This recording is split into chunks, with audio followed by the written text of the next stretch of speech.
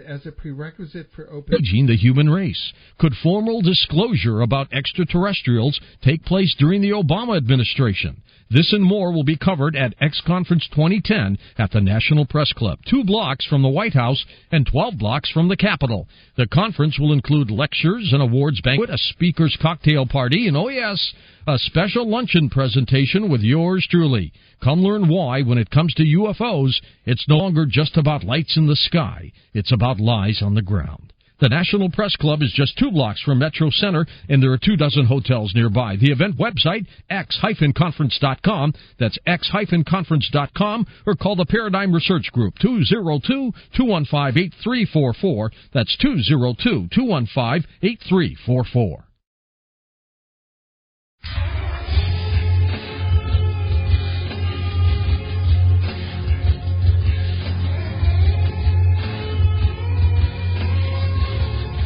Welcome to Eye to the Sky, the UFO Synopsis. Now here's your host, Andrew. And welcome to Eye to the Sky, the UFO Synopsis, here on UFO Paranormal Radio Network, being broadcast live on UPRN 105.5 New Orleans. I'm your host, G. Andrew, and tonight my guest is Robert Hastings. I need to remind everyone that you can listen to the UFO Paranormal Radio Network on your cell phone simply by calling 704-631-4060 and entering the 4-digit station ID code 2899. Robert Hastings has done extensive research into UFO events occurring at or near nuclear weapon sites, nuclear missile bases, and nuclear weapon storage areas. Mr. Hastings believes that one of the reasons the U.S. government has attempted to conceal its real but secret assessment of UFOs related to its unwillingness to admit that unknown observers piloting enormously superior aircraft have been systematically monitoring and occasionally tampering with our nuclear weapons. Since 1973, Hastings has interviewed more than 120 former retired U.S. Air Force personnel regarding their involvement in such cases. Robert has been a guest on my program before, and I'm pleased and honored to welcome him back as my guest this evening. And Robert, you have done some amazing work on this particular topic. I'm almost at a loss of where to begin. Well, thank you. For those of your listeners who don't know anything about me or my work, my father was career Air Force, and in 1967 he was stationed at Malmstrom Air Force Base in Montana. That was then and is to this day a Minuteman nuclear missile base. I was a junior in high school. I worked 3 nights a week in the air traffic control tower as a janitor, just cleaned up, and one of the rooms I cleaned was called RAPCON, Radar Approach and Control, which was manned by FAA air traffic controllers. And over the course of several months, I became friends, or at least an acquaintance, of one of the air traffic controllers. The gentleman was gracious enough to tutor me on radar theory and operation. And one night when I was in there cleaning up, he just motioned me over to his scope and told me they were tracking 5 UFOs. And in the course of perhaps a minute or two, I saw 5 targets, essentially stationary on the screen. I excitedly asked a few questions. All he would say was that 2 jet fighters had been launched to investigate. And after sort of initially encouraging me to come over, he got very businesslike and said, "We have a situation. Please come back later." Now, when I came back later, and later in the week when I saw him in the break room, he did not want to talk about this at all. It was as if it never happened. My father worked in a building called the Sage Building, which was the most advanced radar system in the world at the time. It was designed to monitor North American airspace. This was at the height of the Cold War, and it had both Air Force and civilian radar systems in the Sage Building. My father, at the same time this was all going on, had heard rumors of indirectly stories about UFO activity, apparently coinciding with what I saw on the screen. What he said to me cryptically was that these objects had been maneuvering near nuclear missile sites. And that sparked my interest. Again, was only a teenager, but when I finished college and around 1973, I began actively seeking out and interviewing former and retired military personnel who were involved in these kinds of incidents. And as you mentioned earlier, now after, 37 years or so, I've interviewed over 120 former and retired Air Force personnel who were involved in nuclear weapons-related UFO incidents. It's been ongoing. It's dramatic information, to say the least. I think it has the greatest implications for all of us. Yes, and you have a book out called UFOs and Nukes, which I have a copy of and read, and it is great. All that it covers is just amazing. Thank you. It's largely devoted to the interviews. I tape all my interviews with my sources. I vet them carefully. I access their military records, what are called DD-214s, and just make sure that they are who they say they are, that they were indeed in the positions they claim they held. And my book, as you said, is a summation of my work. It's self-published. It's only available at my website, ufohastings.com. But it has some extremely dramatic information. To give you one example, excuse me, another Air Force base called Minot in North Dakota was also a focal point for UFO activity in the 1960s and beyond. But about 3 years ago, I located and interviewed a former Minuteman missile launch officer named David Schur. The spelling of his last name is Schur. And if one Googles my name and his name, you'll find I've posted online my interview with him. In any case, Mr. Schur was down in the Echo, that's the code name designation for it, launch capsule. It's the underground facility where Mr. Schur and his missile commander were on alert duty over a 24-hour period. They were down underground in time of war. Had war been declared on the Soviet Union or vice versa, these gentlemen would have launched their nuclear missiles. In any case, Mr. Schur said that one evening while he was down there on alert duty, his commander was sleeping. He got a frantic call from one of his security guards up at ground level saying that they were observing a UFO moving from missile to missile to missile. This object was extremely bright. It would hover directly over a given missile site and then rapidly move almost instantaneous acceleration to high velocity and then instantaneously stop over the next missile. And Mr. Schur said that as it did this to most of his 10 Minuteman missiles, as the object hovered over a given missile, suddenly that missile's launch activation sequence started up, and for all intents and purposes, that particular missile was preparing to launch. As soon as he was aware of the situation, he, of course, attempted to shut down the sequence. They activated what's called the inhibit switch, and Mr. Schur said that this went on with, he thinks, most of his 10 missiles. They had a temporary activation of the missile, and then they had to inhibit the launch. Quite dramatic stuff, obviously. He said that there was a communication systems in the launch capsule called PASS, Primary Alert System, and they could hear on a voice a speaker that this was occurring at other launch control capsules, and basically this UFO, over the course of an hour or so, moved above dozens of missiles before leaving the vicinity. The following day, expecting to be debriefed about all this, Mr. Schur was amazed to find that when he arrived, the squadron's operation officer just said to him and his commander, "Nothing to discuss, go home." And there was no formal group debriefing or any kind of discussion. He said essentially it was a non-event. Now, apparently the Soviets had at least one incident that was virtually identical to that. With the collapse of the Soviet Union in 1991, there was a period in the early 1990s where Western journalists and UFO researchers went to Russia and interviewed former and retired Soviet Army personnel. Journalist George Knapp out from Las Vegas actually located and interviewed two gentlemen, retired Soviet Army officers, who said that on October 4th, 1982, in what was then Soviet Ukraine, there was an incident where a disc-shaped object was observed flying above and hovering above a nuclear missile base there.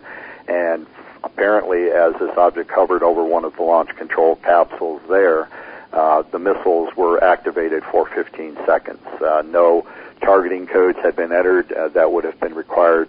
Authorization from Moscow did not happen. No officers turned the keys to launch the missiles, and yet for 15 seconds, apparently those missiles were temporarily activated. So what you have clearly here is an outside source, a third party, with high technology at its disposal, who has been monitoring both American and Soviet/Russian nuclear weapons, the arms race in general, and apparently on both sides of the ocean, this unknown force has been periodically intervening and temporarily interfering with the functionality of the missiles. Again, that is just one story of over 100 that I've gotten from my sources here in the U.S. This is highly dramatic stuff. The Pentagon knows it's going on. The Central Intelligence Agency knows it's going on. And they've decided the American public should be kept in the dark as long as possible about it. It makes me feel like the extraterrestrials, for lack of another term for these occupants of these craft, are trying to send us a message. You know, these things are dangerous. That is my opinion. And I've interviewed all these people, and I've asked them to speculate for me. I've said, you you described these very strange incidents. What do you think is going on? Roughly 3/4 of them, some 75% of my sources, are of that opinion as well, that these are beings from somewhere else who have been monitoring the nuclear arms race from its inception in the 1940s and are indeed, without directly interfering or, showing their hand, so to speak, once and for all, and letting the planet know that they're real and they're here, are engaging this sort of stealthy, covert activity at nuclear missile sites and nuclear bomb storage depots and so forth, in effect wagging a finger, sending a message to both Washington and Moscow that they are monitoring the situation, they are concerned or displeased with the fact that we stupid humans with our warlike tendencies now have the technological ability to destroy human civilization and pollute the planet with radioactivity for thousands of years. So I agree with that assessment. I think that one plausible scenario is that they are indeed trying to send a signal covertly. Bob Salas, Robert Salas, many of your listeners may know his name. He was a missile launch officer at Malmstrom Air Force Base during the same period my father was there. He was involved in an incident we've now pinned down to March 24th, 1967, at a place called Oscar Flight, in which he, similar to Mr. Schur's experience at Minot, Mr. Salas was down in the launch capsule. He got a frantic call from his security guard at ground level saying, there's this bright red disc-shaped object hovering over the launch control facility. Before Mr. Salas could respond by saying something like, what have you been drinking? Suddenly his missiles began malfunctioning, not becoming temporarily activated, but actually falling apart electronically. They malfunctioned. Their guidance and control systems were disrupted completely. He was debriefed by OSI, Office of Special Investigation. He and his commander, a man named Colonel Fred Mywald. Both Salas and Mywald were debriefed, told never to discuss this publicly. Mr. Salas kept his secrecy until the mid-1990s when he felt, as I do, that the American public has a right to know the facts. He went public and has been speaking out about this ever since.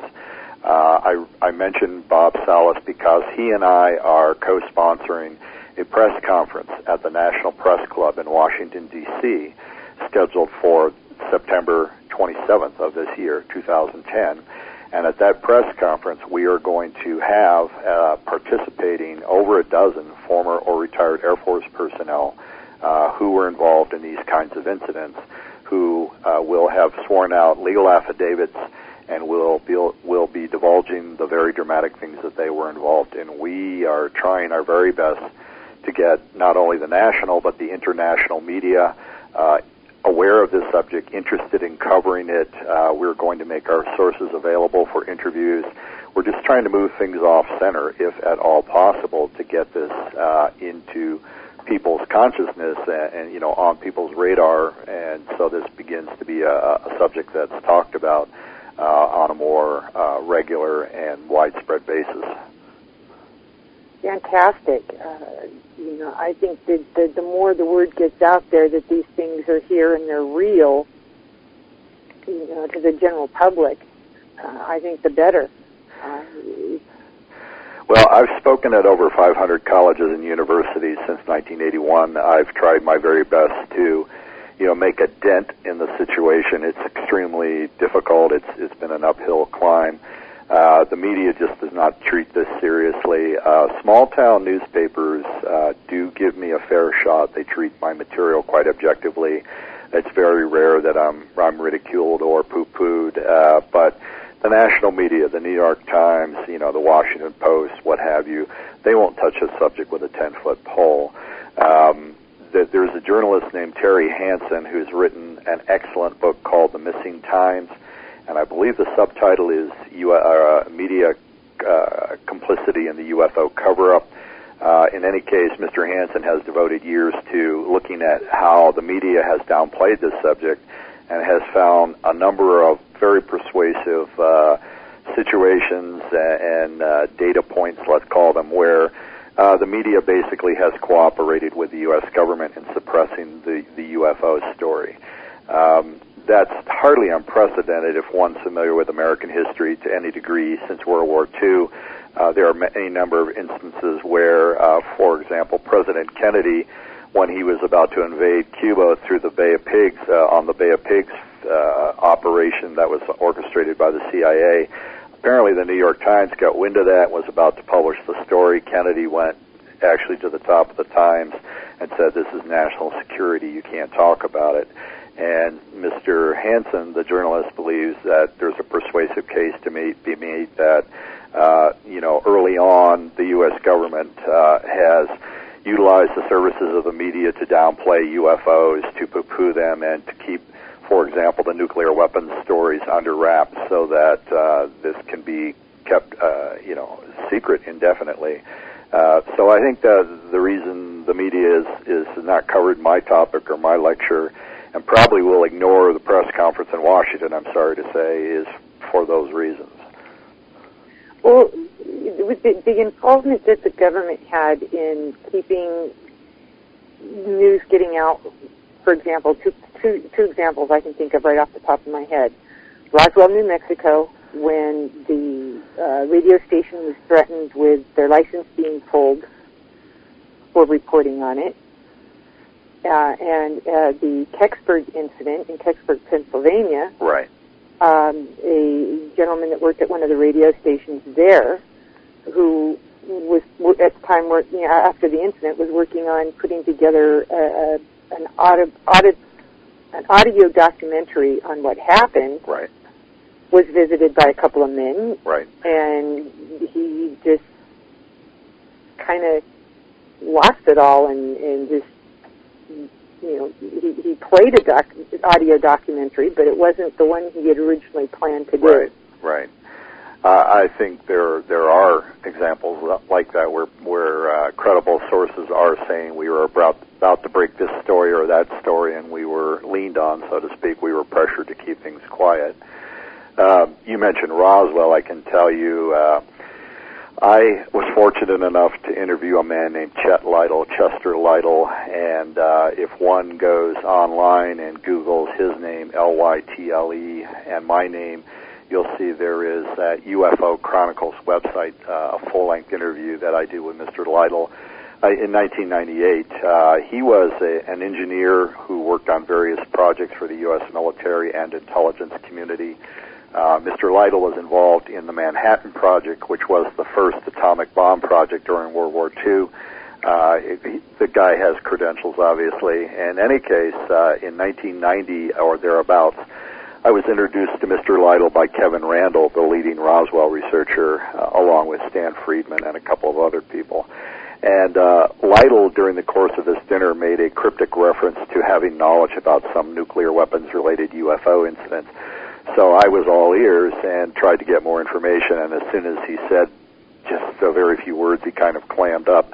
Over the next, I think it was 7 or 8 years, I kept pestering him periodically to talk to me, to be interviewed, and he kept declining.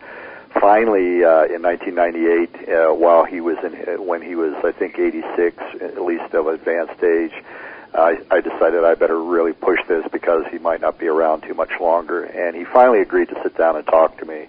And he did tell me about some nuclear weapons-related cases, which I've covered in my book, Quite Dramatic Things, when we were testing atomic bombs in Nevada in the 1950s.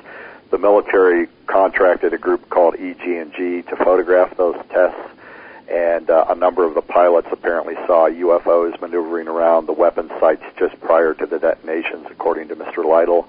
I have additional sources who talk about that, who worked at Sandia Laboratories, a nuclear lab. But at the end of this interview, unexpectedly, Mr. Lytle said, do you know about Roswell? And I said, well, I know, what Randall and others are uncovering. And he said, well, I actually heard it directly from the base commander at the time, then Colonel William Blanchard, that this was an alien spaceship. And, I was startled by this, and I asked him to repeat that, and he said exactly the same thing. And so then he told me this story. By that time, it was 1953, February of 1953. He was in Alaska at Eielson Air Force Base, which was a forward nuclear bomber base. We had B-36s there at the time. And Mr. Lytle, after the war, became involved was working for the Atomic Energy Commission, the AEC, in weapons stockpiling activities. And so he was up in Alaska doing AEC-related work. By that time, Colonel Blanchard was a general in the Air Force, and they had worked together in the past involved with nuclear weapons-related issues, and their paths happened to cross in February of '53. Chet said while they were up there, his wife was about to give birth to their son in Chicago, and he was desperate to get back. He said that General Blanchard agreed to fly him to a nearby Air Force base in Illinois, probably Chanute, we're not sure. In any case, during this long flight, according to Chet Lytle, General Blanchard started talking about UFOs. There apparently had been sightings around the bomber base, which is not surprising to me. In any case, out of the blue, according to Chet Lytle, General Blanchard said, the object that was recovered near Roswell was an alien spacecraft, that 4 bodies were recovered from it, and that they were all ultimately wound up at Wright Field, Wright-Patterson Air Force Base as it's known now. Chet then went on to say that his AEC office was actually based at Wright-Pat in the early 1950s, and by pure coincidence, his military aide's wife was the secretary of the general who was involved with controlling the debris and the bodies and so on. He refused to identify the general by name. He refused to tell me the name of his military aide or his wife's name. But he did say we were getting periodic rumors, stories from persons who had been engaged in the autopsies on the alien bodies that this indeed was going on. He said it was on a part of Wright-Pat that even though he had top-secret clearances related to nuclear weapons, he was not allowed into the area where the spacecraft debris and the bodies were kept. But this man, if you look at his military his work for the military, rather, his engineering background, he's an unimpeachable source. Now, this interview took place in 1998. About 2 years later, I had some follow-up questions. I tried to get him to sit down with me again. He was very reluctant.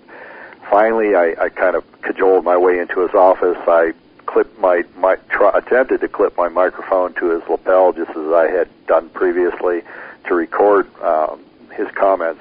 And he said, "We can't record this." And I was puzzled, and I reminded him that he had talked openly for an hour and a half in '98. And he said, "Look, after you and I talked, I was paid a visit." He said, "I'm not going to tell you who or the agency this person was involved with, but I was told not to talk to you or Don Schmidt, who is another Roswell researcher."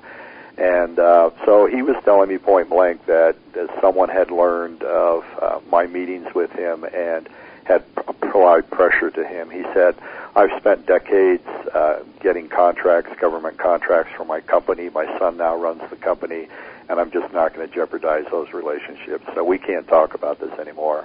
But so, you know, this is not proof of anything. I understand that, but you have anecdotal evidence, testimony from a highly credible source that the Roswell incident was indeed the recovery of an alien spaceship. Wow. That's amazing. Gosh. And here Roswell is one of my favorite subjects. I've delved into that for many years. You know, one of the other incidences that really fascinates me is the footage that Bob Jacobs took from Big Sur. Yes. Here, about a year or so ago, I interviewed Robert Emenager, who did the documentary UFOs Here and Now. Yes. And during that interview, he talked about seeing, that the Air Force had showed him some footage of a missile being blown up by a UFO. He didn't know who took the footage, when it was taken and whatnot. And, in the back of my head, excuse me, a little bell went off saying, I'll bet that's Jacob's footage. Well, I've never heard that particular story or that report from Bob Emenager. I'm very interested in following up on that. For those of your listeners who are unfamiliar with the Big Sur case, I have probably investigated it more than anyone else. I've been in touch with now Dr. Jacobs. He's a college professor at Bradley University in Illinois. For over 20 years, 23 years, he and I have been communicating. I have 1980-era correspondence from Jacobs and another Air Force officer named Florence Mansman, who's now deceased. Mansman was actually the person who analyzed this film of the UFO approaching dummy nuclear warhead in flight and deactivating it, causing it to crash hundreds of miles short of its target in the Pacific. And basically, in these letters, 20 years after the fact, these two gentlemen are discussing this in terms of awe and disbelief, saying, I can't believe that we saw that on film, but, we know that we did. And what essentially went down was there was at Vandenberg Air Force Base in Central California, there were tests at the time of various ICBMs, intercontinental ballistic missile systems. And the exact date is uncertain. In the letters that both Jacobs and Mansman wrote in the 80s, they were trying to reconstruct the date.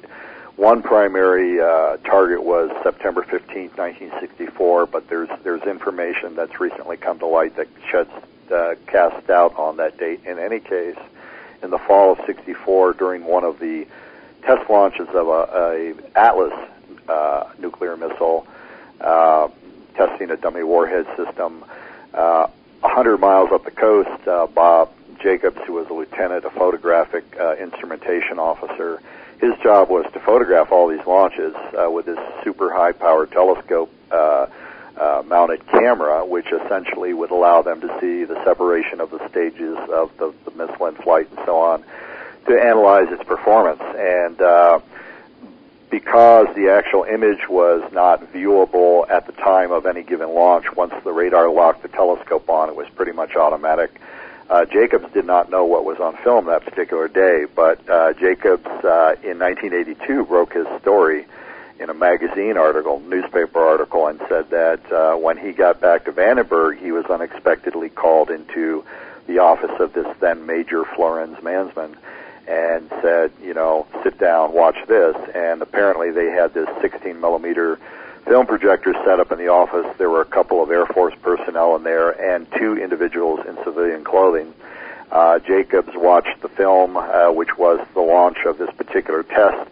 He could see the dummy warhead being shot out over the Pacific, separating from the booster rocket and so on.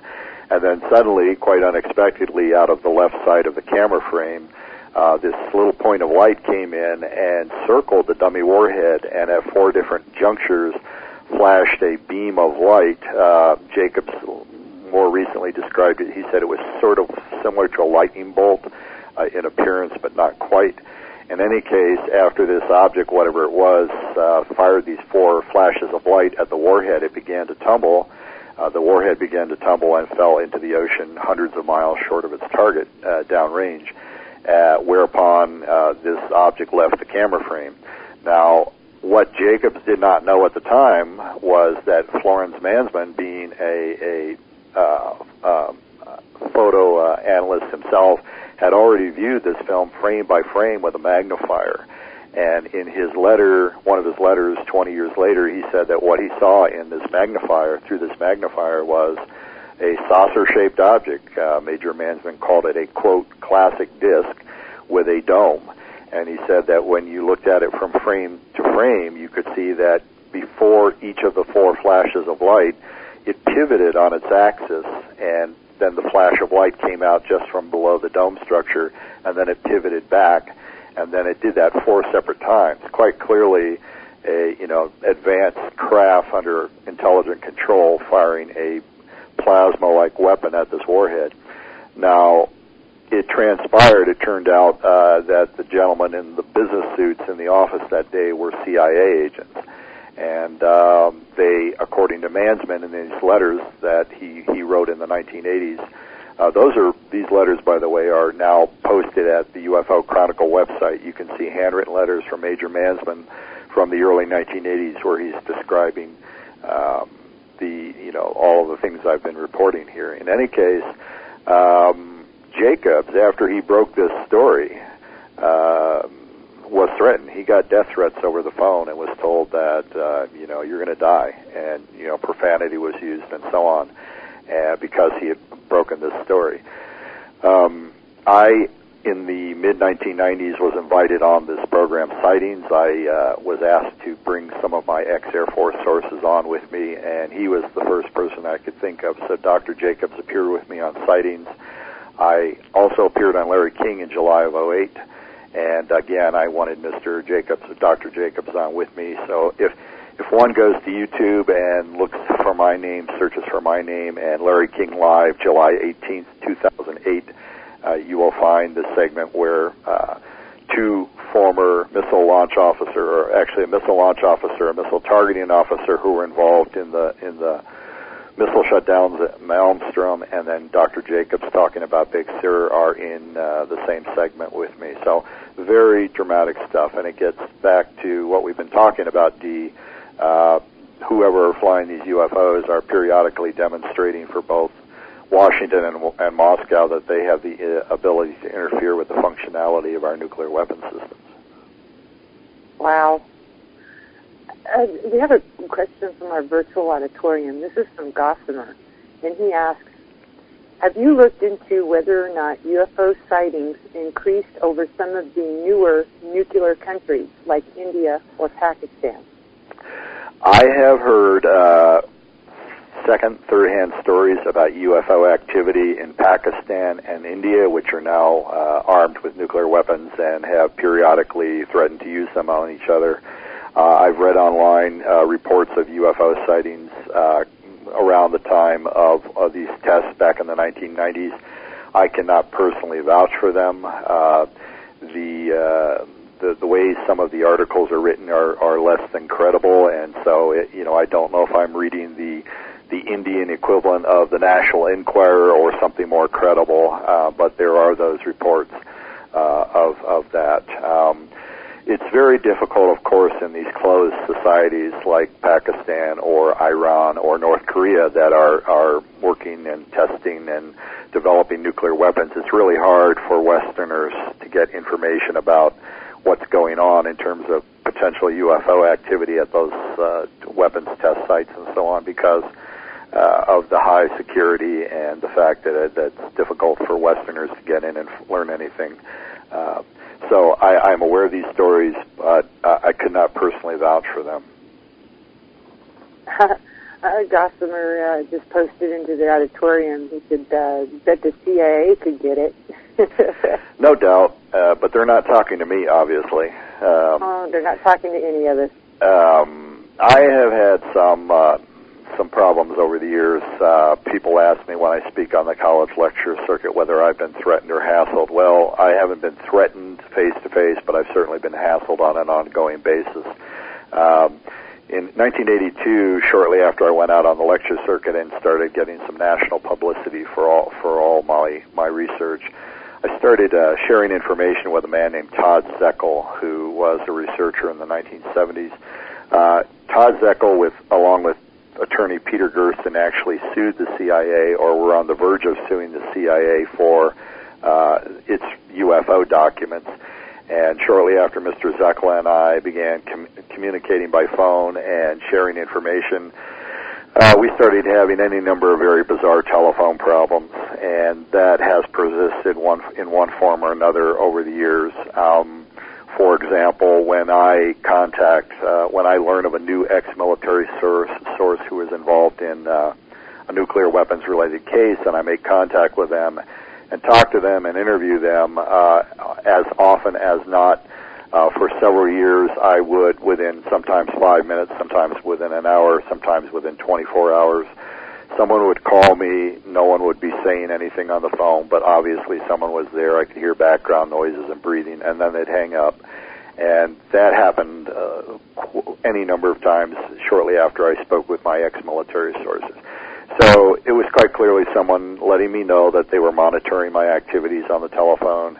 They knew who I was talking to. They knew what these persons were telling me, and they just wanted to let me know that they were keeping an eye on things. So that has gone on, as I said, in one form or another since 1982.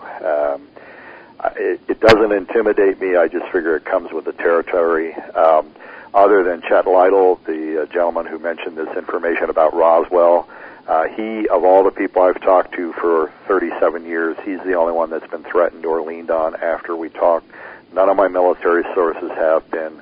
And I think, the powers that be figure that if these guys are brave enough to talk to me and are willing to go on the record about what they know, if the Pentagon leans on them, threatens them, whatever, it'll backfire on them. These guys will go straight to the media and talk about it, which will compound the Pentagon's problem. So I think that's one of the reasons, or part of the thinking as to why the people who talk to me have never had any problems after having done so. Talking of other countries, I was just curious. Have you ever heard anything about, going back to the Rendlesham Forest incident? At the time of the incident, we didn't know, it wasn't public knowledge, let me put it that way, that there were nuclear weapons stored at the Bentwaters base. Correct. And during the sighting that Charles Halt and his team had, they saw a light beam coming down from one of the objects that they saw coming down into the base, and people on the base saw the light shining on the weapons storage area. Yes. Have we heard anything, or have you heard rather anything on whether or not it had any adverse effect on these weapons? Well, here's what I know. I have a whole chapter in my book devoted to the Rendlesham Forest incident, Bentwaters incident. You're correct in saying that Colonel Halt did not publicly acknowledge the nuclear weapons angle to the incident until 1991. He actually briefly, cryptically mentioned it in passing during an Unsolved Mysteries program, and talked about hearing reports of radio chatter while he was out in the forest leading his team around trying to chase this UFO that was sighted in the woods. He heard a report over the radio of from security personnel at the weapons storage area, the WSA, of a UFO sending down beams of light either into or near one of the bunkers which holds weapons. So he did cryptically make reference to that. He also, in later television programs in the late 1990s, talked about that again. I interviewed Colonel Halt. He actually is going to be one of the participants in the press conference in Washington that Bob Salas and I are hosting, and we'll be discussing at length the weapons storage angle to the incident. In any case, he verified that he did hear this chatter, that the guards were talking to other security personnel about this object sending down a beam of light into the secure facility.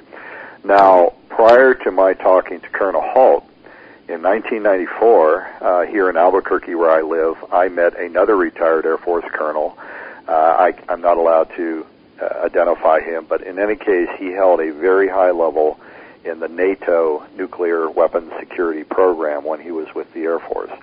And after a little bit of prompting on my part, he acknowledged to me that he had read a report that following this incident where the reports of beams of light from the UFO falling on the weapons bunkers were made, actually 2 nuclear bombs, tactical, these were all tactical weapons, battlefield nukes, not the huge multi-megaton devices that we would send over in ICBMs, but battlefield nukes. 2 of these weapons had been removed from the bunker and sent to Kirtland Air Force Base for analysis.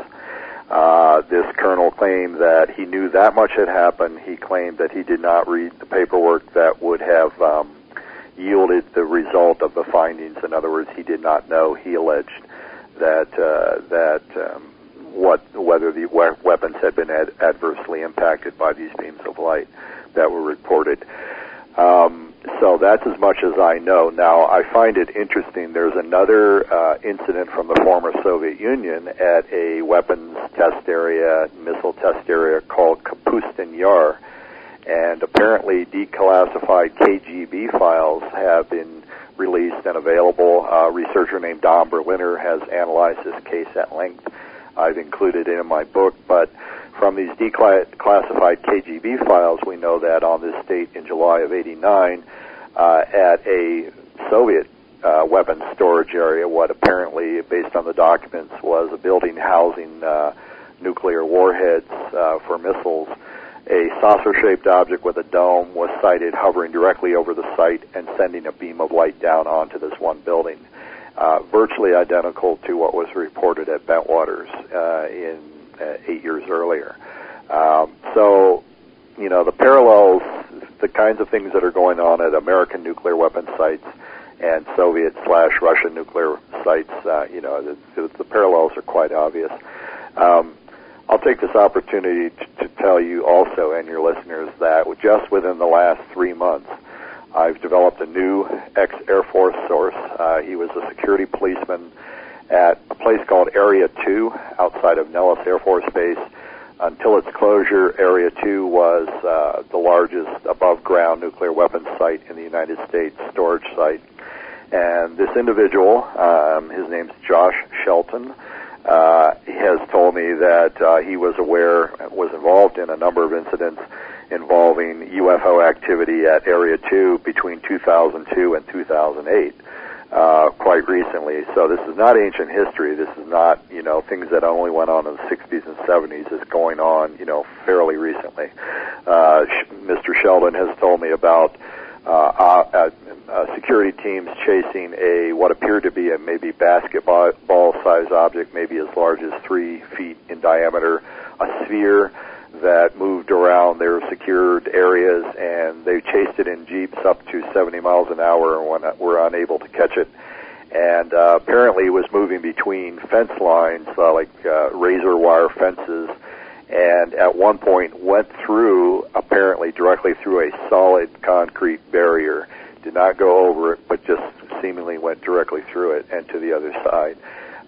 Mr. Sheldon talked also about seeing another saucer-shaped object at low altitude. He said it was so low that when it flew directly over his head and his security police companion's head, they instinctively ducked because it was that low. And it was totally silent. He said that as it went directly over them, there was this temporary period of silence. This has been reported with other UFO incidents where suddenly they could not hear any outside noise. They could not even hear themselves talking for a second or two. And when the object passed, he said his ears popped. It was like a change in, if you're going up in an airplane. But the object crashed silently. It crashed somewhere within this weapons storage area 2, with absolutely no noise. He said the explosion was so bright that it lit up the entire northern sky, and yet it was totally silent. Now, what I find interesting about that is there is a virtually identical account from another security policeman at the Bentwaters weapons storage area named Ken Kern. Ken Kern told me about 3 years ago that he and his security police partner observed this green fireball-like object apparently crashing just outside the weapons storage area, and he said it was a huge explosion. You would expect to be, knocked over, and yet it was completely silent. So, 20-some years apart, you have virtually identical reports of strange aerial phenomena, at weapons storage areas. So this is ongoing. I predict that as long as we or any country on Earth has nuclear weapons, the kinds of things that are being described by these military persons will continue to occur. We have a question concerning this from our virtual auditorium. This is from New York Lily. And she asks, did any of the witnesses experience missing time? Experience anything what? Any missing time. Missing time. I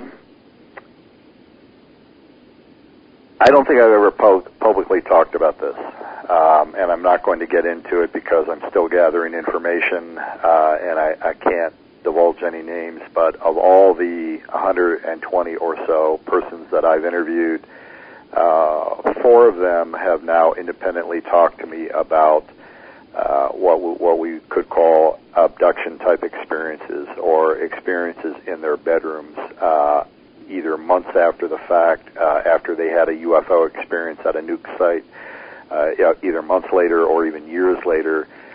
They had encounters with strange phenomena in their bedrooms, bright lights, in some cases, figures, small figures, paralysis. In one case, there were 2 separate people involved. Each of them were paralyzed simultaneously, so this cannot be explained away as sleep paralysis, as a skeptic might try to do. And yet, I've heard from 4 separate people now of these types of encounters.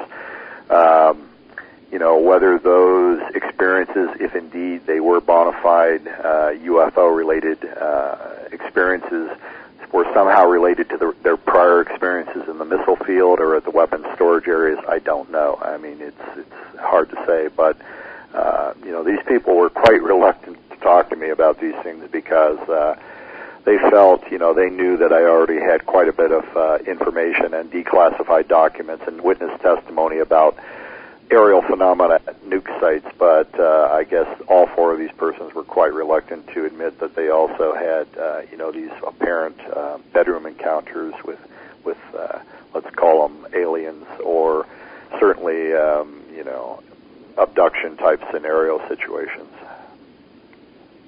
Oh, I know that John Burroughs of the Rendlesham Forest incident has come forward. He was with telling of some missing time during his encounter with the object on the ground.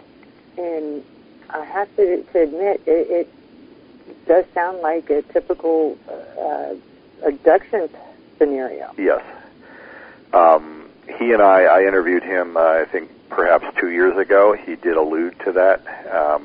And said that he had been regressed hypnotically, and there did seem to be information emerging from the hypnotic regression that would suggest that he wasn't just encountering an object in Rendlesham Forest, but that there was some type of direct interaction with entities, with beings that he had no conscious recollection of. And so, the other 4 individuals that I was referring to had encounters that were, after the fact. They were not directly involved with the incident at the weapons site or weapons storage area. But yes, I'm aware that John Burroughs has now gone on the record about that. Getting back to the press conference that Bob Salas and I are organizing in Washington, D.C., I would like to say that at my website, ufohastings.com, if you go to the page that's titled Press Conference, you'll see that Bob and I are just quite candidly asking for donations to help fund the press conference, we have to fly a dozen individuals from their homes to Washington, D.C., and put them up overnight in a hotel. That's going to run, we estimate, probably in the neighborhood of $15,000 altogether. We are actively seeking donations from people who believe that this is important, that a press conference at the National Press Club by a dozen former military people talking about very dramatic things is certainly worth being, undertaking and getting done. And not only are we asking for monetary donations, we're asking that people who have frequent flyer miles, if they want to donate them to the cause and, help us fly these individuals to Washington without actually contributing even $1, we would welcome that certainly as well. So there are ways that can be done by going to my website, to the press conference page, and if you're willing to support us, you will have our everlasting gratitude, because that's what we're attempting to do. In the plea for donations at the website, we make clear that we have set up a bank account with Wells Fargo in Ojai, California. That's Bob Salas' hometown. And this account is devoted to nothing but funding the press conference. If there are any remaining funds after the press conference, after the 27th of September, I don't get that money, Bob doesn't get that money. That will be contributed to a charitable organization. And all of this is above board. He and I are not making a penny out of this. We are simply trying to get the funds to allow us to fly these dozen individuals to Washington so they can tell their story not only to the American public but to the world. And I applaud your efforts with this press conference. I think it's a great idea. Can you give us just a few names of some of the individuals you're in hopes of having there? Well, off the top of my head, Bob Salas, of course, is going to talk about his experience. Bob Jamison, who was the missile targeting officer at Malmstrom Air Force Base, he was actually involved in the restarting of the missiles that went down at Oscar Flight, where Bob Salas and now retired Colonel Fred Mywald were. Bob Jamison also appeared with me and Bob Salas and Dr. Jacobs on Larry King. And so you can, again, go to YouTube and see that segment. It was July 18th, 2008. And you can see Mr. Jamison talking about his story. We could go into it a little bit. He was a targeting officer. He was at home, but on alert status. Got a call saying, an entire flight of missiles has gone down. So he rushes down to the missile maintenance hangar. This was the evening of March 24th, 1967. Bob Jamison gets to the hangar and is told before he can even be formally briefed that somehow UFOs have shut down 10 missiles. And, he's kind of scratching his head and he doesn't know what to make of that. And Jamison said, sure enough, when his targeting team and the other targeting teams were assembled, their briefers told them, yes, there was UFO involvement with these shutdowns. We are not going to allow any of the targeting teams out to the missile site. Oscar Flight was over 100 miles away until all reports of UFO activity from the field had ceased. So, while they're trying to absorb all this, and Jamison is going, what is this all about? And he said that the wing commander at Malmstrom, the man in charge of all of the missiles, set up a temporary command post in the missile maintenance hangar, and there were communications with the wing commander and a security police team down at a site called the Belt Canyon. There's a little town east of Malmstrom Air Force Base called Belt. There's a very deep canyon or ravine next to the town. And apparently the same night that the UFO was shutting down Oscar Flight's missiles, another or the same object had landed in the floor of the canyon. So while Bob Jacobs was waiting to go out in the field and restart these missiles and retarget them, he was listening to these ongoing communications between the wing commander and the security policemen down in the gully, who were talking about the UFO they had under observation. Now, fortunately, that Belt Canyon incident was covered widely in the Great Falls media, Montana media, the next day, and therefore we now know that the date of the Oscar shutdown was, in fact, March 24th, 1967. So Mr. Jamison is going to be one of the persons at the press conference. Another gentleman is named Patrick McDonough, and he was a geodetic surveyor for the Air Force. He said in September of 1966, perhaps 6 months or so before the shutdown incidents in March of 67, McDonough was out at a site near Conrad, Montana, northwest of Malmstrom Air Force Base, with his surveying team setting up coordinates, doing surveying-related work to a newly built Minuteman missile silo. McDonough said that suddenly, as they were working, they looked above them, and this saucer-shaped object flew in at high speed, completely silently, and hovered directly over the missile site. He, at an altitude he estimated no more than 300 feet.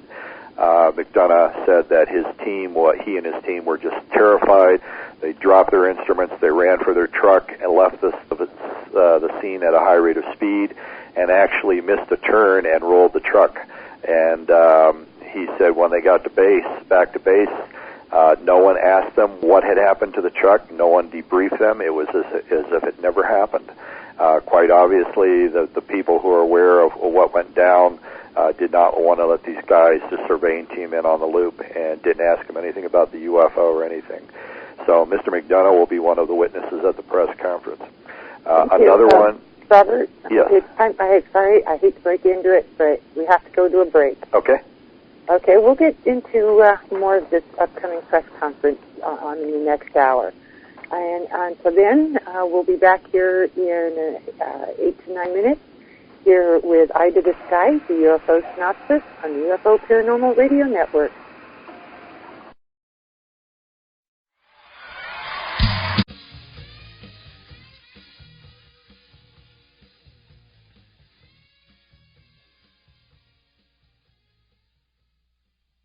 This is George Norrie inviting you to join me at X Conference 2010, the weekend of May 8 and 9 at the National Press Club in Washington, D.C.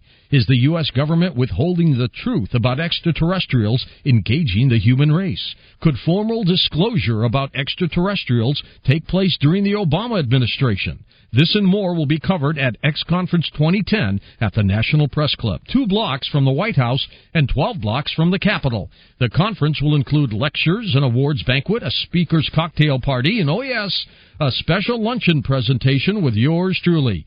Come learn why, when it comes to UFOs, it's no longer just about lights in the sky. It's about lies on the ground. The National Press Club is just 2 blocks from Metro Center, and there are 24 hotels nearby. The event website, x-conference.com. That's x-conference.com, or call the Paradigm Research Group, 202-215-8344. That's 202-215-8344.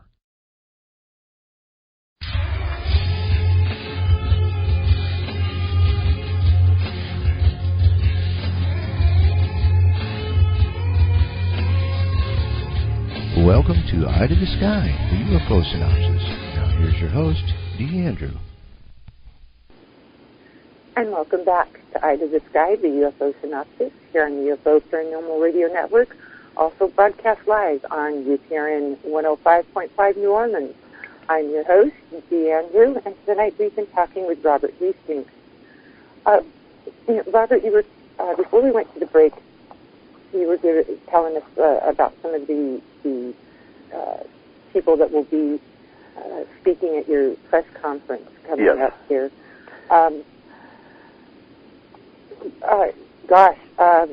People in the virtual auditorium were asking the press club there in D.C. Yes. For those listeners who may have just joined the program after the break, I have been researching nuclear weapons-related UFO activities since 1973, and I've presented my findings at over 500 colleges and universities nationwide since 1981. What I've done is interviewed over 120 former or retired Air Force personnel. These are nuclear missile launch officers, targeting officers, missile maintenance personnel, missile security guards who worked at weapons storage areas, military personnel who were at weapons test sites in Nevada and the Pacific in the 1950s. All of these individuals have talked about UFO activity at these nuclear weapons-related sites of one kind or another, going back even to during World War II, prior to the atomic bombings of Japan. There were incidents, and 3 incidents apparently at the Hanford, Washington plutonium site. In any case, on September 27th, 2010, just a few months down the road, a former Minuteman missile launch officer, Bob Salas, and I are hosting a press conference at the National Press Club in Washington, D.C., at which time a dozen or so former or retired Air Force personnel will talk about UFO activity, their involvement in UFO activity at nuclear weapons sites. We were discussing some of the participants prior to the break. To give you the name of another one, a former Minuteman missile launch officer named Bruce Fenstermacher was stationed at F.E. Warren Air Force Base, Cheyenne, Wyoming, in the mid-1970s. And Mr. Fenstermacher has told me that he was down in the underground launch capsule. It's a 2-man launch team. Each launch capsule controls 10 Minuteman nuclear missiles. In any case, one evening in what we now have ascertained was probably 1976, he was on alert down in the capsule when he got a call from his security guard at ground level saying that a large, bright object was moving around the missiles. And Mr. Fenstermacher was then a lieutenant. His job was to basically send out security teams to investigate. And what transpired over the course of the next hour or so was that the teams kept making excuses as to why they couldn't go and approach the UFO. He did not know until the following day that they were just flat out terrified and had no intention of getting close to this thing. But apparently at one point, the UFO actually came and hovered directly over the launch control facility. And the security guards upstairs, 60 feet above where Mr. Fenstermacher was, said that it was a bright white, fat, cigar-shaped object hovering silently directly over the site. And the next morning, when he went and talked with what's called the flight security controller, the head security guard, the man who was actually talking to him on the telephone down in the launch capsule, Mr. Fenstermacher said he walked into the man's room and found him curled up in the fetal position in shock.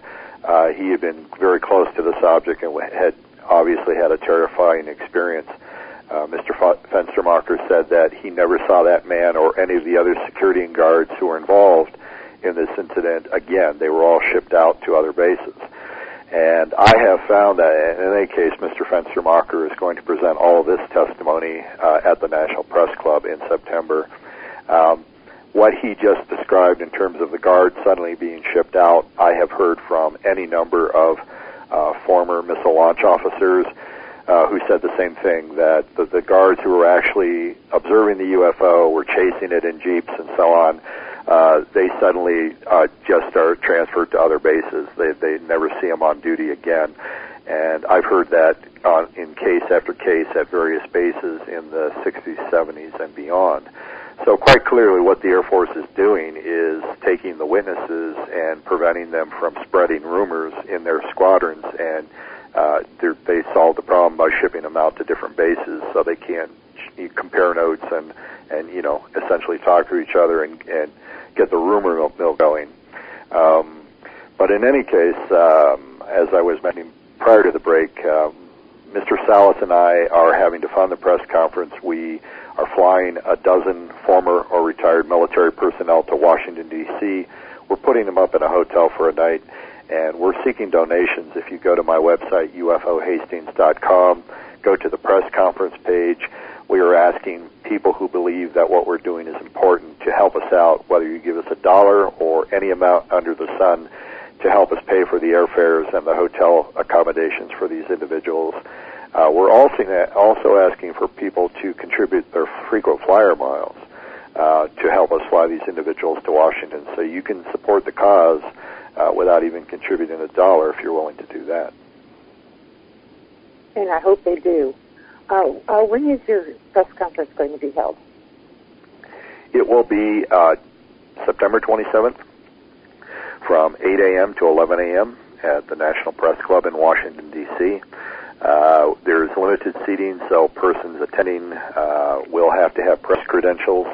We are going to, of course, send out press releases both prior and following the press conference to allow journalists and just people who are not involved with the media to know what was what transpired at the press conference, what was said, and so on.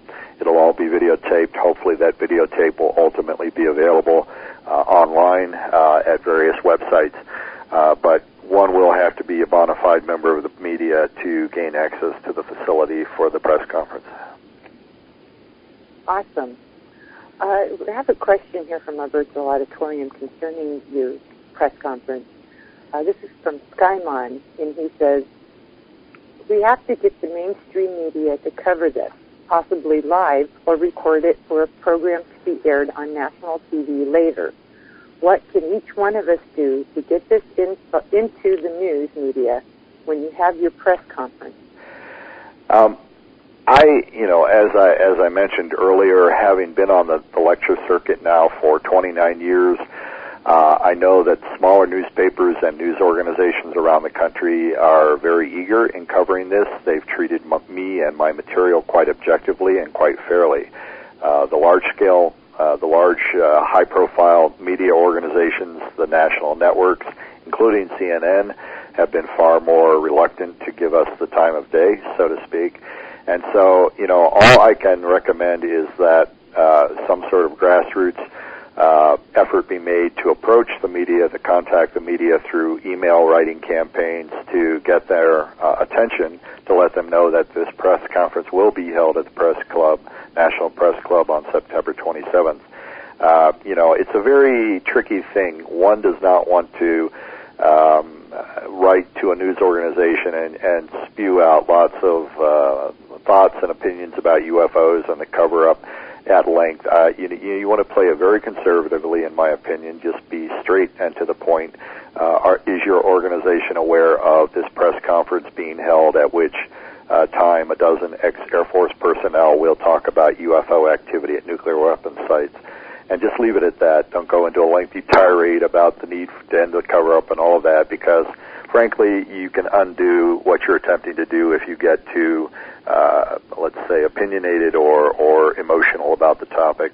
So I would urge people to contact the media, local media, national media, let them know this is going on, but be very professional, very curt and to the point in terms of letting a given organization know about the event that's coming up on September 27th. Okay, we have a question here again from our virtual auditorium. This is from ENSP, and he asks, are you supposing these objects, which appear near nukes, are not man-made, but rather alien?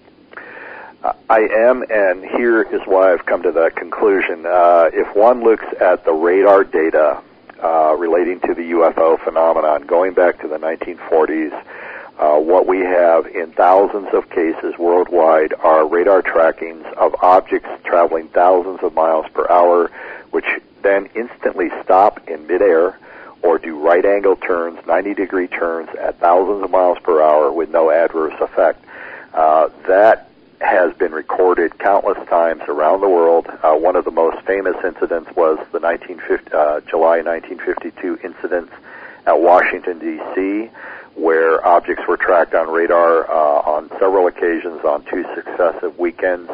If one Googles Harry Barnes, B-A-R-N-E-S, he was the senior civil aviation CAA, the precursor of the FAA.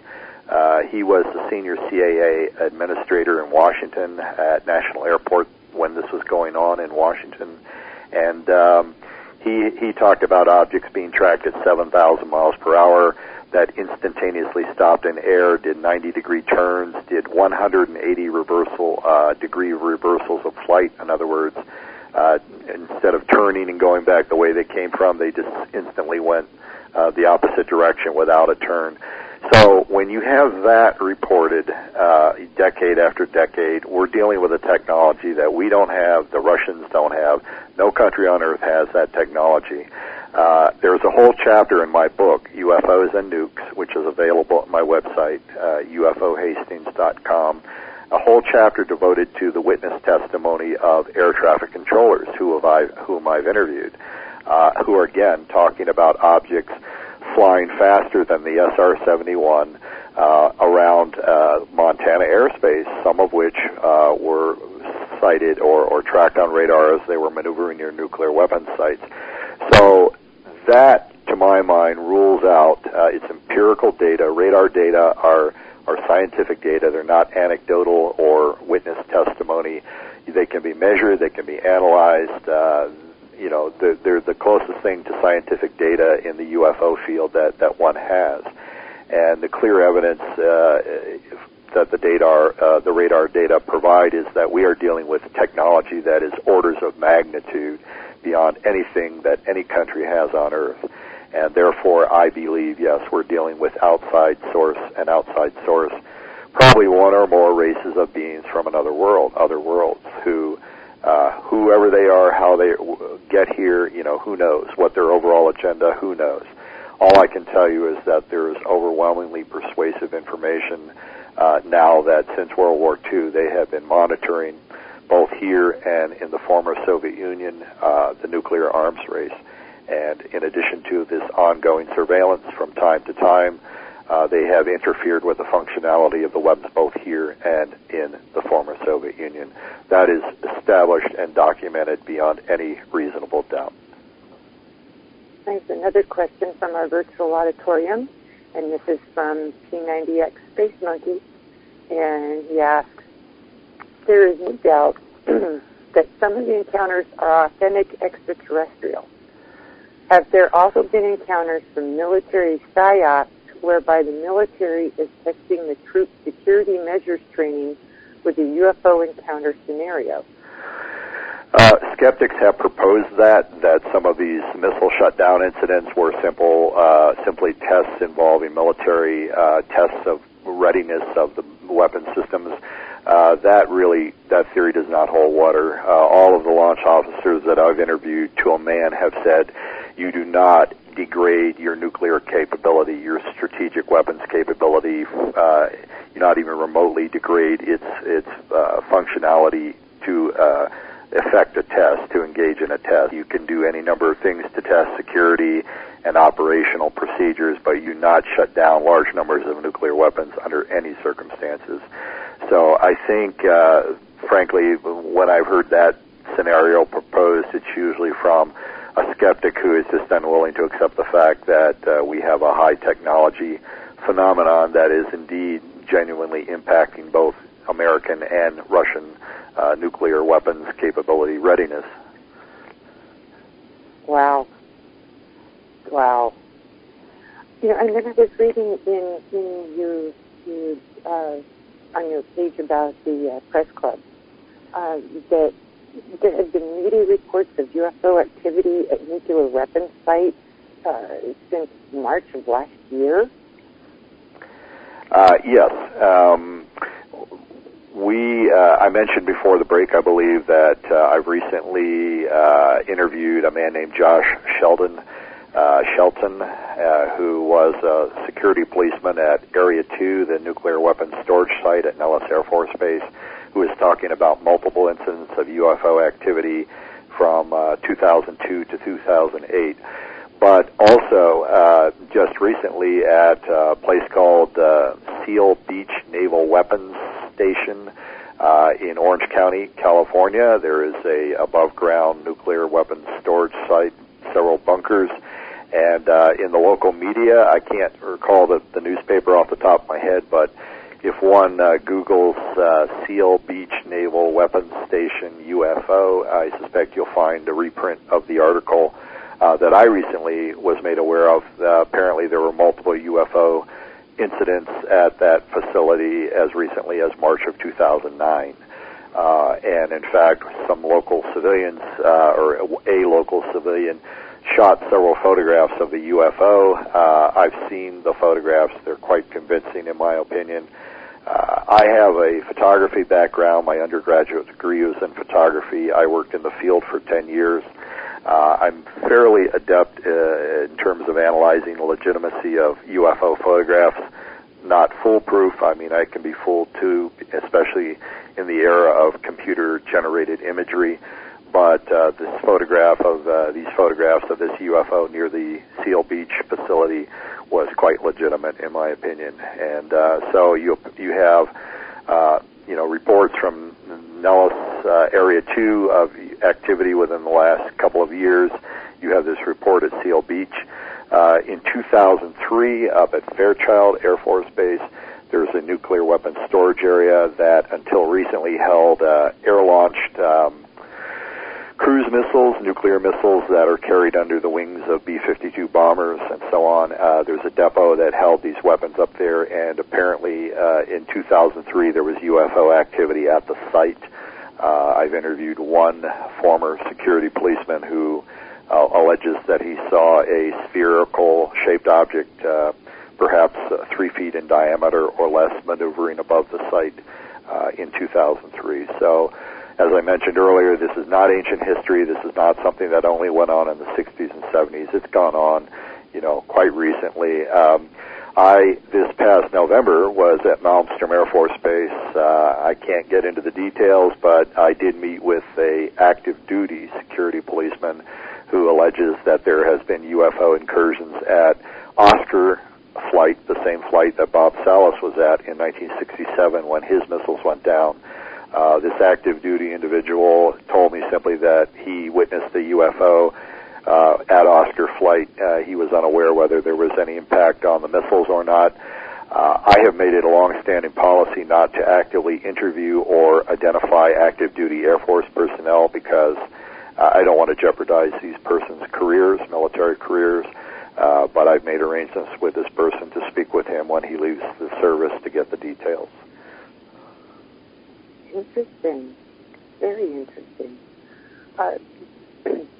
Another question from our virtual auditorium, this one from New York, Lily, and she asks, at the close of Project Blue Book, the government declared that there was no national threat from UFOs. Have you heard anything that would indicate that the government has officially and publicly changed its mind? Project Blue Book was basically a smokescreen. Even people who were affiliated with it after leaving Air Force service have said as much. When it was set up in 1952, it was a bona fide, legitimate investigative group.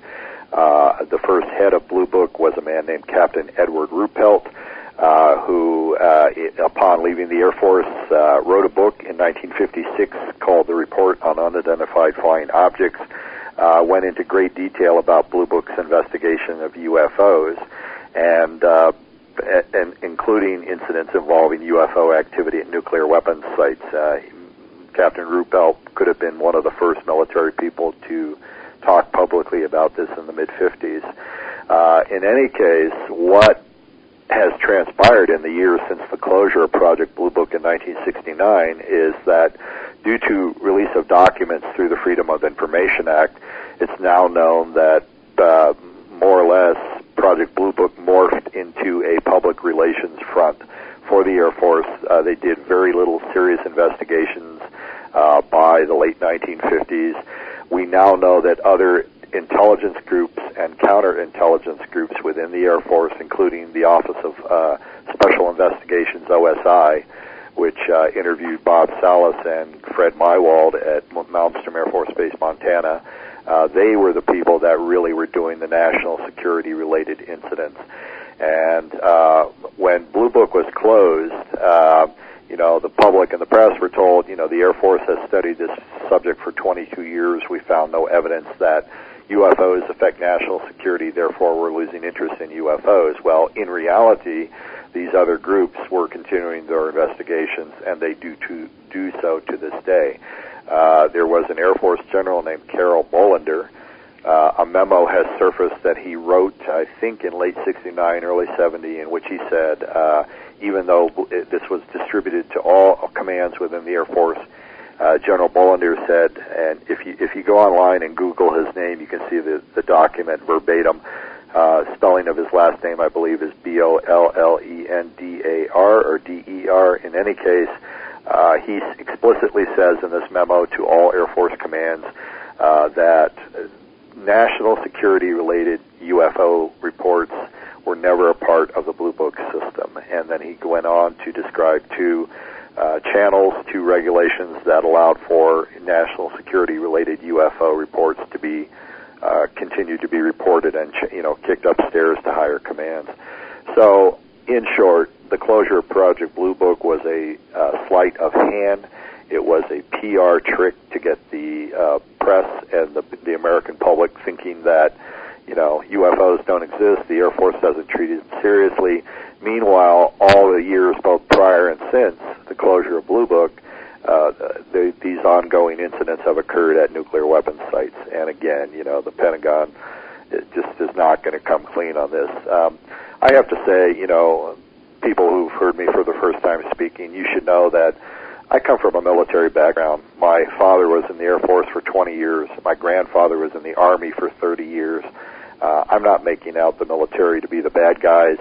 The Pentagon, even the CIA, which is not my favorite organization in the world, they're doing what they think is the right thing for all of us. But I simply ask that if indeed this country is a democracy, if what our Constitution says has any weight in reality, is this the kind of subject that our government has a right to keep silent and keep us in the dark about decade after decade? My opinion is no. This truth needs to be out. Americans need to know about the UFO reality. People all over the planet need to know. And people certainly need to know that whoever is flying these craft are interested in our and the Russians' nukes and are playing games with those weapons. The Pentagon's never going to tell you that. The CIA's never going to tell you that. The Kremlin's never going to tell you that. But damn it, it's going on, and I think people need to know about it. Oh, I wholeheartedly agree. And I agree with you on Blue Book. It was just a pacifier, so to speak. One of my bosses in the 1970s, when I got my degree in photography, I went to work for Northern Illinois University as a photo technician, and my boss's boss, just by pure dumb luck, was a man named Colonel Robert Faulkner. He worked for Saffoy, the Secretary of the Air Force's Office of Information, while he was in the Air Force. He was a retired colonel. And once I realized who he was and what the job he had in the Air Force was, I began to pester the poor man and just say, look, I know what went on at Malmstrom. I know what these people are telling me about going on at other nuclear missile bases. This is real. Certainly at Saffoy you had to know about this. And year after year, when I would bring this up with Colonel Faulkner, he would deny this. He would roll his eyes. He would say, look, this is all nonsense. You don't know what you're talking about. The people you're talking to are feeding you nonsense. And finally, I just, one day, just rubbed him the wrong way, and he blew up. He got right in my face. He was blood red. His veins were bulging in his neck. And he said, Robert, what makes you think if we told the public the truth, they wouldn't panic? Of course this is real, but we can't tell people because they'll panic. So after years and years of denying that this was real and, that there was any substance to these stories about nuclear weapons cases, Colonel Faulkner came clean with me. What does that prove? Nothing. But, this guy was right in the thick of the action. He was involved at the Pentagon working with Secretary of the Air Force's Office of Information, in other words, the PR guys for the Air Force, putting out all the UFO cover stories. And he was admitting to me, that this was real and that they were covering it up. Oh, wow. Wow. So much cover-up going on all over the place. Here's another question from our virtual auditorium. This one's from Gossamer, and he asks, you have researched UFOs and nukes, but have you ever heard of any UFO sightings related to the delivery systems for nukes, like the Big Sur incident? Yes, I don't know if the listener heard the first hour of the program, but there are any number of incidents where UFOs were being sighted during missile testings of weapons delivery systems. The Big Sur case was the incident we talked at length about last hour, involving the Air Force filming inadvertently a UFO approaching a dummy warhead that was launched on an Atlas ICBM and effectively shooting it down with beams of light. It's also known that in White Sands, missile proving ground in southern New Mexico, in 1949, I believe it was, there were a number of incidents involving UFOs being sighted near the tests of captured German V-2 rockets, which we were developing into delivery systems for our nuclear warheads. There was a naval commander named Commander R.B. McLaughlin, and in, I think, March of 1950, he wrote an article for True magazine. If you Google White Sands UFO True magazine, March 1950, you'll see his story. I believe it's online. And he, Commander McLaughlin, who was involved with missile testing for the Navy at White Sands, said that there was an incident where they were launching a V-2, and seconds after the launch, two small globe-shaped objects suddenly appeared out of nowhere and flew spirals around the ascending rocket, and all of this was captured on film. It was later learned that it's almost a carbon copy of the Big Sur incident some 20 years later. In any case, McLaughlin, after he wrote the story, apparently was reprimanded, lost his job at White Sands, and was shipped out to sea for sea duty. So he was punished for being candid about all of that. There are other incidents, apparently at Cape Canaveral in Florida in the early 60s during a test of one of the Polaris missiles, one of the first submarine-launched nuclear missiles, an incident in which an object, a UFO, appeared near the ascending missile, was tracked on radar, and the object, when it moved away, the radar followed the UFO instead of the missile. And an engineer involved with that particular test admitted all of that to a research organization called NICAP some years later. And so, these kinds of things, whether it's testing of nuclear delivery systems or weapons deployment sites or bomb test areas in the Pacific. I have a whole chapter of sightings by naval personnel in the early 1950s when we were blowing off the first hydrogen bombs down in the Marshall Islands, who on ships miles away from the tests in the days before the actual hydrogen bomb tests were observing UFOs. I've talked to an Air Force pilot who was involved with radioactive sampling aircraft that flew into these huge mushroom clouds minutes after the tests, after the blasts, in which they, on the aircraft's radar, were picking up multiple UFOs in the vicinity of the mushroom clouds. So any way, shape, and form involving nuclear weapons, test sites, delivery systems, test areas, deployment sites, you name it, there's been UFO activity. Wow. Every time you tell another story, I'm blown away with well, one of the things that amazes me is not only the incidents themselves, but the fact that they've been so successfully kept secret for so long.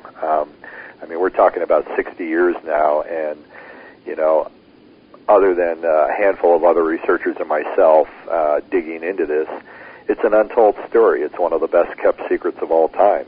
People know about Roswell, they know about alien abduction reports, but what I found from my college lecture audiences around the country over 29 years, virtually no one has heard, at least until very recently, about UFO activity at nuclear weapons sites. This has just been amazingly well-kept secret. Another question from our virtual auditorium. This is from Indigo, I believe is how it's pronounced. It's more of a question comment.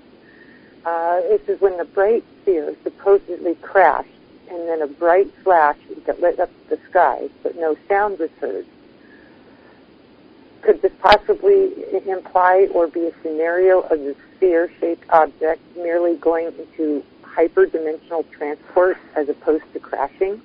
And an offside, related question of my own concerning that, was any debris found?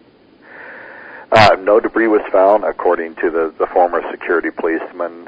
No debris was found after the crash, either there or at Rendlesham, at Bentwater's weapons storage area.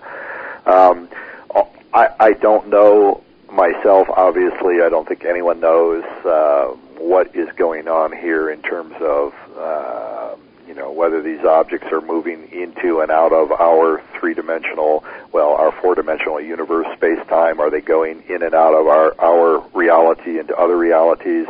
It has been reported repeatedly, though, and I mentioned this security policeman saying that as the object passed over his head, they suddenly could not hear, the guards could not hear their voices talking to each other. It created like a dead zone, silent zone, And that's been reported in many other cases. He mentions this globe-shaped object and the other incident apparently going through a solid wall. Again, there are reports in alien abduction cases of people being floated through solid walls or closed windows. How can you explain that in terms of our knowledge of science and the way the universe works? You really can't. There are any number of theories, but I'm certainly not qualified to say, this is indicative of this, that, or the other. It's just that you have, again, a report of a solid object doing something that seems to suggest that it's not quite, operating within the known laws of physics. Reasonable. Another question from our virtual auditorium. This is from Mr. Zeta, and he asks, in your research, have you come across cloudbusters which supposedly attract UFOs, either civilian or military? What was the word? What clusters? Cloudbusters. Cloud clusters? Busters. Busters. They were the work of William Wright. No, I can't say I have. No, that's not anything I really know anything about. Sorry. Well, if you don't know, you don't know. Exactly. I'll say for that. Getting back to these phenomena, I mentioned this green fireball-shaped object that apparently crashed next to these two security policemen at the Bentwaters weapons storage area, again, totally silently. Dan Wilson is a highly credible, excellent researcher. You ought to have him on, Daniel Wilson. I've got a whole chapter in my book devoted to his research. He has found that during the 1950s, when we were testing atomic weapons at the Nevada test site, after each test, you have radiation clouds drifting across the whole United States or selected areas of the United States, depending on the wind currents. And Dan Wilson, to my amazement, I'd never heard of this before. He contacted me, but he's found just case after case, year after year, nuclear test after nuclear test, where green fireball objects have been sighted traveling on paths, on trajectories that parallel these drifting radiation clouds. And as I said, I have a whole chapter in my book devoted to his findings. But if you have him on, you're going to hear some amazing stories. And he's diligently searched newspaper archives. He's gotten the documents from the U.S. government showing the paths of the radiation clouds. And you can just line up in case after case where these green fireball objects that were sighted above Los Alamos and Sandia Labs and the Killeen Base Weapons Storage Area in Texas, they're also flying in the midst of these drifting radiation clouds. And so that's another aspect of the UFO nukes connection.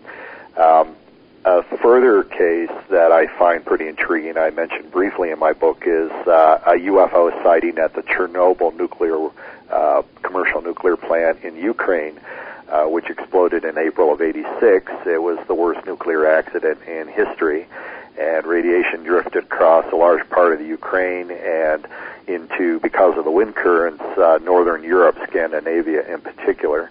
This was April of '86. Well, just in the last 10 years, articles have appeared in the Ukrainian media and Russian media, reports from former Soviet nuclear monitoring personnel who were rushed to the accident site within hours of the explosion of the reactor. And these persons are reporting now that they monitored the ambient radiation levels, and then suddenly this brass-shaped sphere appeared above the site, and for 3 minutes hovered above the exploded reactor and sent down at one point 2 beams of light, crimson-colored, down into the reactor site. And according to the articles by these former quoting these former radiation monitoring personnel, immediately after the object left, they again monitored the radiation levels, and they had dropped by 2/3 inexplicably. And they said there's really no way to account for that in terms of known radioactive decay principles. So the inference is that this UFO that briefly hovered over the damaged plant had somehow, with these beams of light, had lowered the radiation level by 2/3. Just spectacular stuff. And, again, this is one of the most amazing. You're never going to read about that in the New York Times. You're never going to read, find any legitimate journalists tracking down and interviewing these radiation monitoring personnel. It's just a taboo subject. It won't be covered in the media. Wow. I mean, I'd heard about the UFO spotted over Chernobyl, but I was totally unaware of them following radiation clouds. Definitely will have to have me on. We have another question from our virtual auditorium. This is from Rydell, and he asks, let me get this set up correctly here. Let's see. Oh, gosh. Oh, I got it copied incorrectly. He was wondering if you had heard anything about the Manzano weapons storage area sightings that had been mentioned here tonight near Kirkland Air Force. Right. The Manzano weapons storage area, it's been now decommissioned.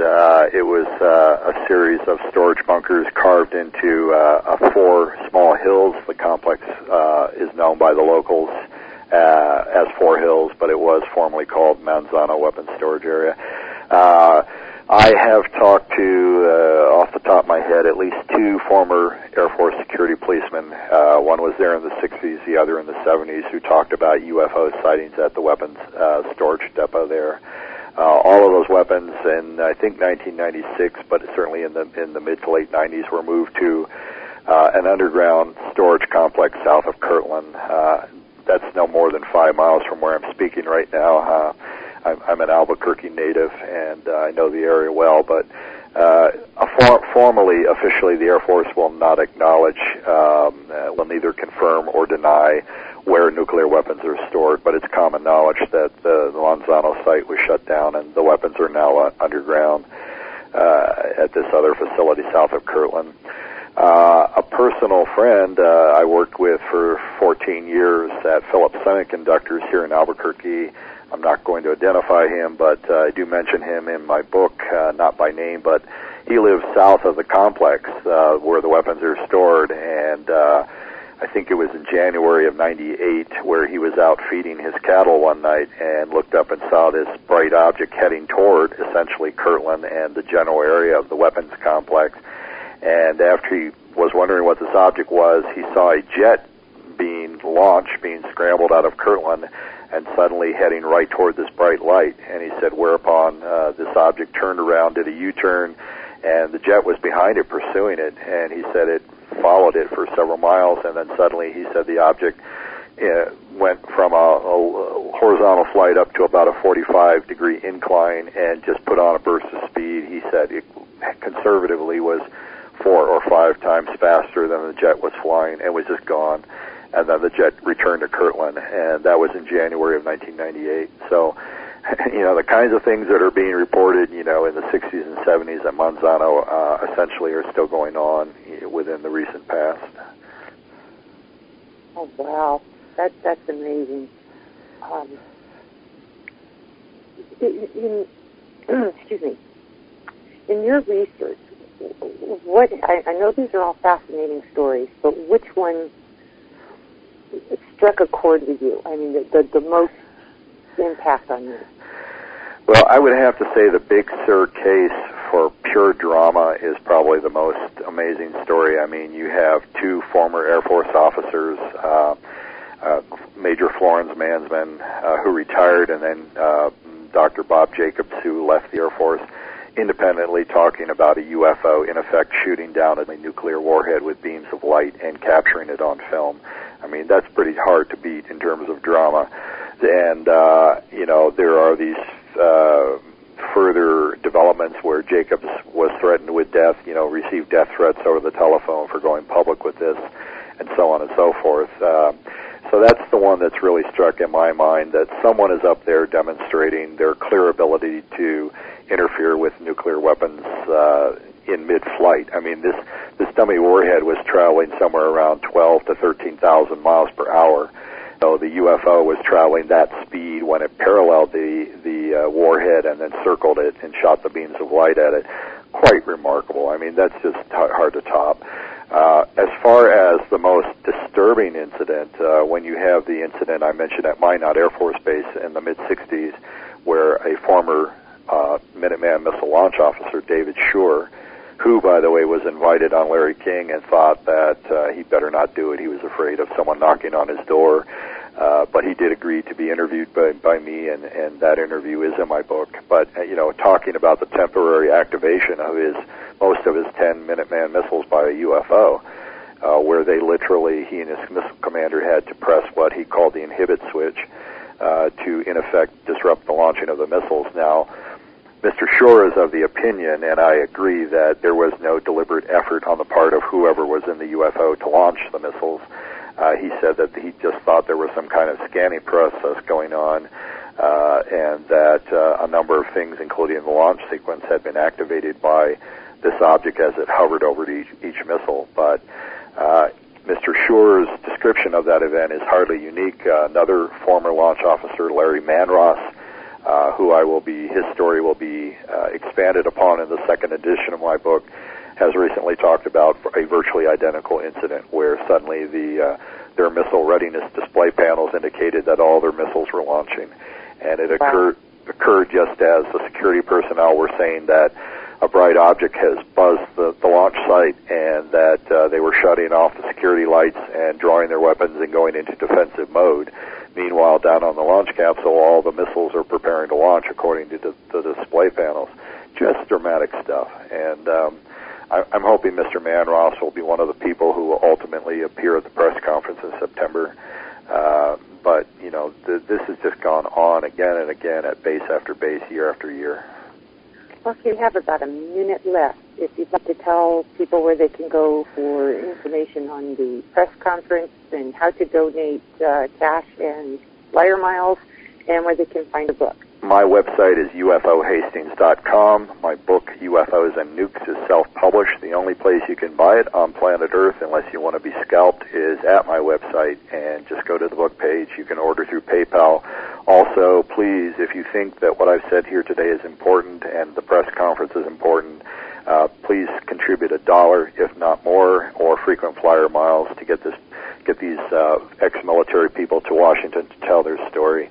And there is a press conference page at my website that will allow you to donate either money or frequent flyer miles so we can get this thing off the ground. I agree. And you will keep us updated, right? I shall. You're welcome to contact me. I'm happy to appear on your program as much as you want to have me back. Oh, fantastic. I appreciate that. And anytime you hear something new, be sure to let us know. Absolutely. We'll get you back and let everybody know. And unfortunately, we are all out of time. I'd like to thank everyone for joining us in the Palpak Auditorium. You've been great tonight. Thank you. Appreciate it. And also thank those who tuned in for joining us. Stay tuned for Voice of the People, hosted by November Hansen. Her guest tonight will be in her first hour, Marshall Van Summers, and in her second hour, David Zimmerman. Please join us again next Saturday for Eye to the Sky, UFO Synopsis. Until then, keep an eye to the sky. Good night, everyone.